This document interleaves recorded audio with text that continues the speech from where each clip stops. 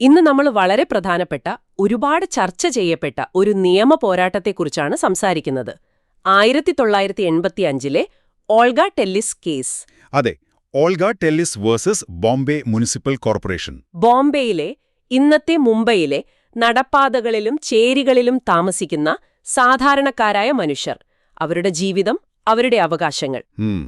പിന്നെ ഭരണകൂടത്തിന്റെ അധികാരം, ഇവ തമ്മിൽ ശരിക്കുമൊരു ഏറ്റുമുട്ടലുണ്ടായ സാഹചര്യമാണത്. നമ്മുടെ മുന്നിലിപ്പോൾ ഉള്ളത് ഈ കേസിലെ സുപ്രീം കോടതി വിധിന്യായത്തിലെ പ്രധാന ഭാഗങ്ങളാണ്. അപ്പൊ നമുക്കിതിലെ കാതലായ കാര്യങ്ങളിലേക്കൊന്ന് കടന്നു നോക്കാം. തീർച്ചയായും.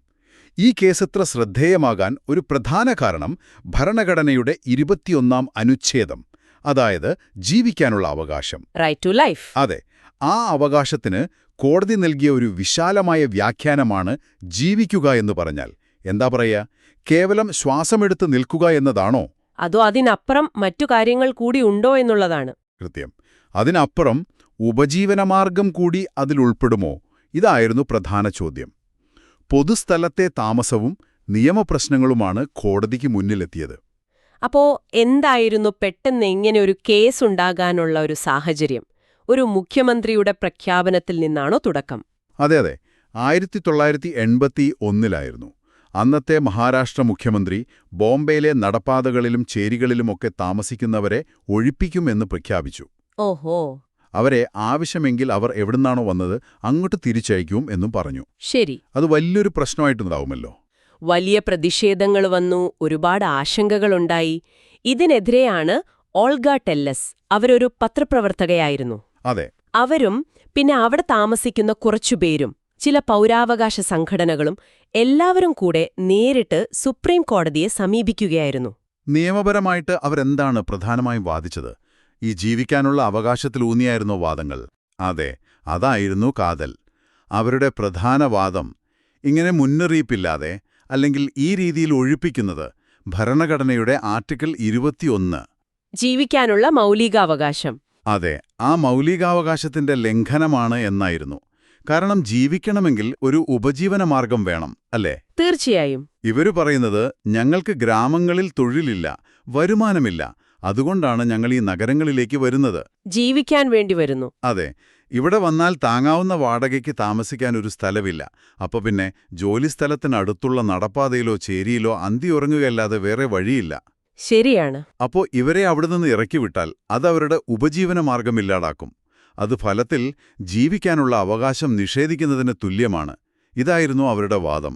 അപ്പോ കോടതി അവിടെ ശരിക്കും നിയമത്തെ വ്യാഖ്യാനിക്കുകയാണ്. ജീവിക്കുക എന്നതിനൊരു ഭൗതിക സാഹചര്യം, അതായത് ഉപജീവനമാർഗം അത്യാവശ്യമാണെന്ന് സ്ഥാപിക്കാൻ ശ്രമിക്കുകയായിരുന്നു. ബോംബെ മുനിസിപ്പൽ കോർപ്പറേഷൻ നിയമത്തിലെ ഒരു വകുപ്പിനെയും അവർ ചോദ്യം ചെയ്തല്ലോ. BMC ആക്ടിലെ സെക്ഷൻ 314. ആ വകുപ്പ് പ്രകാരം കോർപ്പറേഷന് മുൻകൂർ നോട്ടീസ് പോലും കൊടുക്കാതെ കയ്യേറ്റങ്ങൾ ഒഴിപ്പിക്കാൻ അധികാരമുണ്ട്. ഓഹോ. അപ്പോ ഇത് ഏകപക്ഷീയമാണ്, സ്വാഭാവിക നീതിക്ക് നിരക്കുന്നതല്ല എന്നൊക്കെയായിരുന്നു ഹർജിക്കാരുടെ വാദം. ഇതിനെ സർക്കാരും കോർപ്പറേഷനും എങ്ങനെയാണ് പ്രതിരോധിച്ചത്? പൊതുസ്ഥലത്ത് അങ്ങനെ താമസിക്കാൻ പറ്റില്ല എന്നായിരുന്നു അവരുടെ ലൈൻ. കൃത്യമായി പറഞ്ഞാൽ അതുതന്നെ. നടപ്പാതകൾ പോലുള്ള പൊതുസ്ഥലങ്ങൾ അത് ജനങ്ങൾക്ക് നടക്കാനും മറ്റ് പൊതു ആവശ്യങ്ങൾക്കുമുള്ളതാണ്. ശരിയാണ്. അവിടെ അനധികൃതമായി താമസിക്കാൻ ആർക്കും മൗലികാവകാശമൊന്നുമില്ല. ഇതായിരുന്നു അവരുടെ നിലപാട്. മാത്രമില്ല, ആരോഗ്യ പ്രശ്നങ്ങൾ, സുരക്ഷാ പ്രശ്നങ്ങൾ ഒക്കെയുണ്ടാകും എന്നും വാദിച്ചിട്ടുണ്ടാവും. തീർച്ചയായും.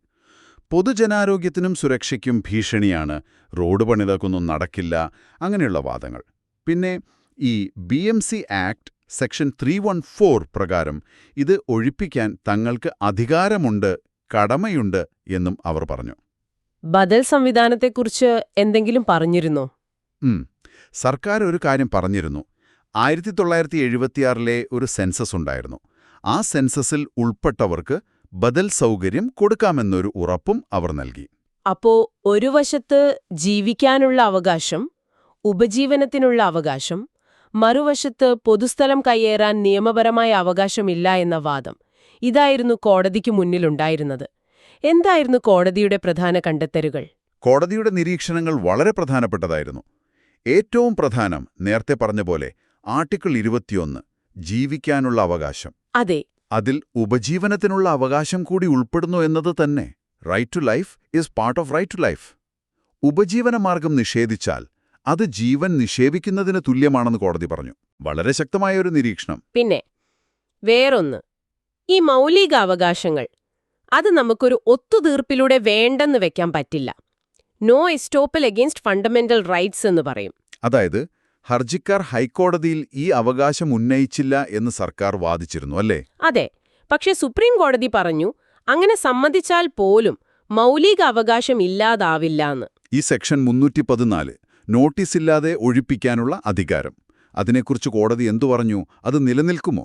കോടതി ആ വകുപ്പ് റദ്ദാക്കിയില്ല, പക്ഷെ അതിന്റെ പ്രയോഗത്തിൽ വിവേചനം വേണം, ന്യായം വേണമെന്ന് പറഞ്ഞു. അതെങ്ങനെ? സെക്ഷൻ 314 നോട്ടീസില്ലാതെ ഒഴിപ്പിക്കാൻ കോർപ്പറേഷന് അനുവാദം നൽകുന്ന ഒന്നാണ്, അല്ലാതെ അതൊരു നിർബന്ധമല്ല.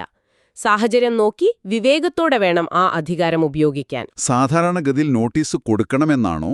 അതെ, സാധാരണഗതിയിൽ നടപടിയെടുക്കുന്നതിനു മുൻപ് മറ്റേ കക്ഷിക്ക് പറയാനുള്ളത് കേൾക്കണം. ഓഡി ആൽറ്ററം പോട്ടം എന്ന തത്വം. അവരുടെ ഭാഗം കേൾക്കണം. തീർച്ചയായും സ്വാഭാവിക നീതിയുടെ അടിസ്ഥാന തത്വമാണത്. എന്നാൽ പൊതുസുരക്ഷയെ ബാധിക്കുന്ന പോലത്തെ അടിയന്തര സാഹചര്യങ്ങളിൽ കമ്മീഷണർക്ക് വിവേചനാധികാരം ഉപയോഗിച്ച് നോട്ടീസ് ഒഴിവാക്കാം. പക്ഷെ അപ്പോഴും അത് ന്യായമായിരിക്കണം. അതേസമയം നടപ്പാതയിൽ താമസിക്കുന്നത് നിയമപരമായി ശരിയല്ലെന്നും കോടതി അംഗീകരിച്ചോ? അംഗീകരിച്ചു. പൊതുസ്ഥലങ്ങളിൽ നടപ്പാതകളിൽ താമസിക്കാൻ നിയമപരമായ അവകാശമൊന്നുമില്ല. അതൊരു കയ്യേറ്റം തന്നെയാണ്. സാമ്പത്തികമായ നിസ്സഹായാവസ്ഥ കൊണ്ടാണത് എന്നതൊരു യാഥാർത്ഥ്യമാണെങ്കിലും നിയമത്തിന്റെ കണ്ണിൽ അതൊരു കയ്യേറ്റം തന്നെയാണെന്ന് കോടതി പറഞ്ഞു. വളരെ സന്തുലിതമായ ഒരു സമീപനം പോലെ തോന്നുന്നു. അപ്പോ അന്തിമമായിട്ട് എന്താണ് കോടതി തീരുമാനിച്ചത്? ഒഴിപ്പിക്കാൻ അനുമതി കൊടുത്തോ അതോ തടഞ്ഞോ? കോടതി ഒഴിപ്പിക്കൽ പൂർണ്ണമായി തടഞ്ഞില്ല, പക്ഷെ ചില നിബന്ധനകൾ വച്ചു. കോർപ്പറേഷന് കയ്യേറ്റങ്ങൾ ഒഴിപ്പിക്കാൻ അധികാരമുണ്ട്. സെക്ഷൻ 314 ഭരണഘടനാപരമായി നിലനിൽക്കും. പക്ഷേ ഒഴിപ്പിക്കൽ മനുഷ്യത്വപരമായിരിക്കണം. അക്കൊല്ലത്തെ മൺസൂൺ കാലം കഴിയുന്നതുവരെ, അതായത് 1985 ഒക്ടോബർ 31 വരെ ഒഴിപ്പിക്കാൻ പാടില്ല എന്നു പറഞ്ഞു. സമയം കൊടുത്തു. അതെ. പിന്നെ 1976 സെൻസസിൽ ഉൾപ്പെട്ട നടപ്പാത നിവാസികൾക്ക് ബദൽ സ്ഥലം കൊടുക്കണം എന്ന് നിർദ്ദേശിച്ചു.